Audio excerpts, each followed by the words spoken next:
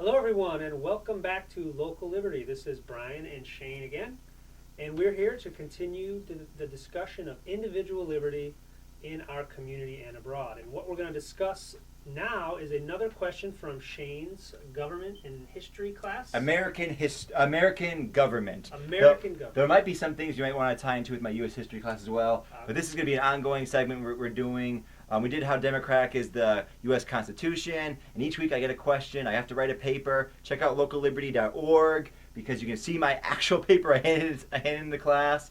And then we're going to do this tie-in thing where Brian's going to get his chance to comment on the question, and we'll have a little bit of feedback. All right, so I am getting to relive my college days all over again. And this is for you, my fellow college classmates in American government.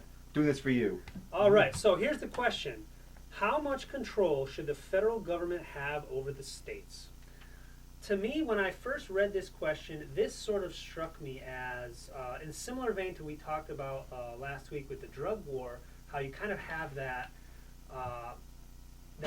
sort of propaganda angle of building up, kind of begging the question and coming from the position of, I'm now going to give you something that you already had. So in a sense, the way I received this in my mind was the federal government. Which power should the federal government give the states?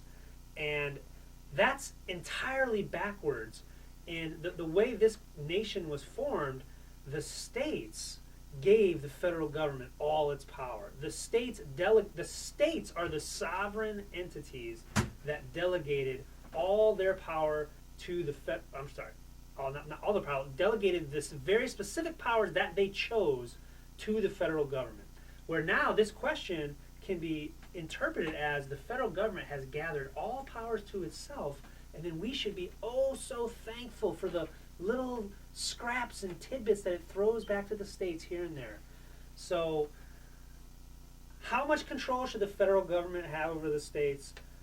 Well, the really question is, what very specific enumerated powers did the states give to the federal government? And then this question that's posed in the class really becomes moot. So that's how this question should be. But of course, in reality, the federal government does act as if it is supreme in all ways, and it is the lucky interpreter of its own constitution and own its own constraints. Well, it's lucky enough to be able to interpret those constraints on its own. So we should expect its behavior to be, it will always and forever expand its power.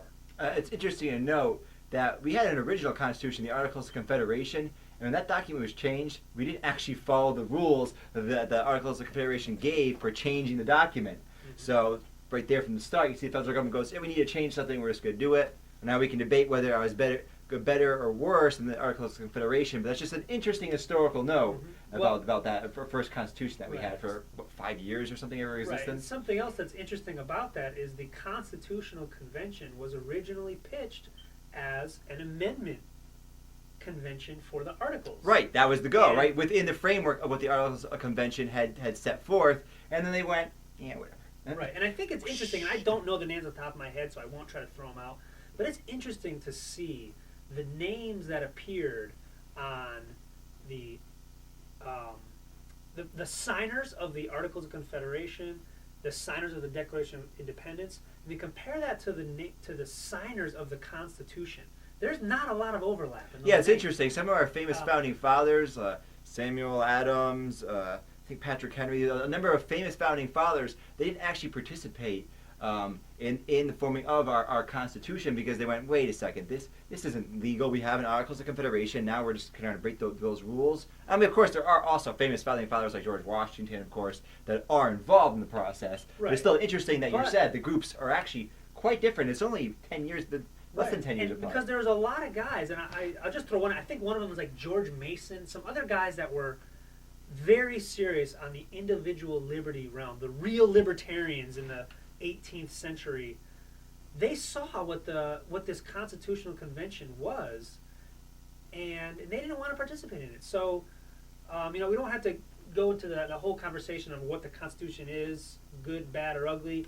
But right, because I do personally think the Articles of Confederation had a lot of problems, and there's there's kind of a mess within the states, kind of almost their independent nations, and they're causing harm to their actual citizens. But that's not the question right now. The question is, how much control should the federal government have over the states? What balance do we want to see today, right now? Let's make this a modern question, because there's some resurgence of states' rights that people are saying. You see this, like for example, with the marijuana debate. Right now, states are going, hey, the federal government says it's illegal, but I really don't care, so we're going to make it legal. So now we're getting back to this idea, well, so should they have that right? Should they be able to do that? Right, and the reality, or not the reality, the way it's written in the Constitution is the federal government received the very explicitly enumerated powers that were delegated to it from the states. So the authority came from the states, giving it upstream, not the federal government, just having some powers miraculously. They came from the states. They were specifically enumerated, and then the 9th and 10th Amendments were pretty darn clear that you don't get to interpret the Constitution as, well, it doesn't forbid me from doing X, Y, and Z. It doesn't say I specifically can't do X, Y, and Z. Well, the 9th and 10th Amendments say anything that is not given explicitly to the federal government is reserved to the states and the people. So that's how I'd answer this question. Is sort of I like to reverse things and make sure that the foundation of what we're building our question on is sound. I took a different approach. I didn't care about what the actual Constitution says, what was actually going on, but where would I actually want the federal government to step in? Because generally speaking, we talk about this on Local Liberty a lot, local rule is always preferable to distant rule. I'd much rather have the people that are ruling me, that have control over me, to actually understand the community they're ruling. So local rule is always preferable, so the state should have much more power. And I don't even want the states to have power. I don't want the people in Hartford having control over the people in Willimantic. I don't want that either. The most local rule of all is self-rule. Right, Self-rule. Exactly. So I want as local as possible. So the state is preferable to the federal government. But when would it be appropriate? What does make sense for the federal government to step in? And I thought some of the founders had a great idea with the Bill of Rights, where it's like, you can do what you want in your local community, but you can't violate these fundamental aspects of human liberty. But that's not even how it was originally intended. The Bill of Rights.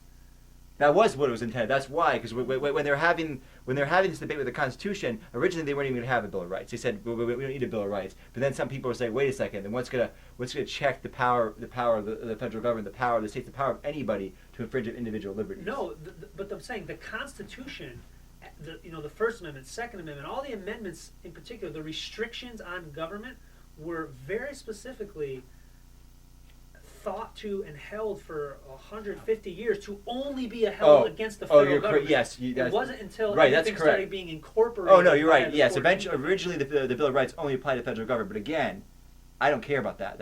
I don't give a damn. I'm saying conceptually, what is a good idea, and conceptually, the Bill of Rights and having this overarching framework to say these are the rights of people. These are the individual liberties you cannot infringe upon. That is the one example where I would accept this more distant government stepping in is only to protect the rights of individuals. The history is irrelevant to me. I don't care. That's not how I answer the question, right? Yep. So we're taking different points of view here on the question, which is just makes things more interesting, I think. Right.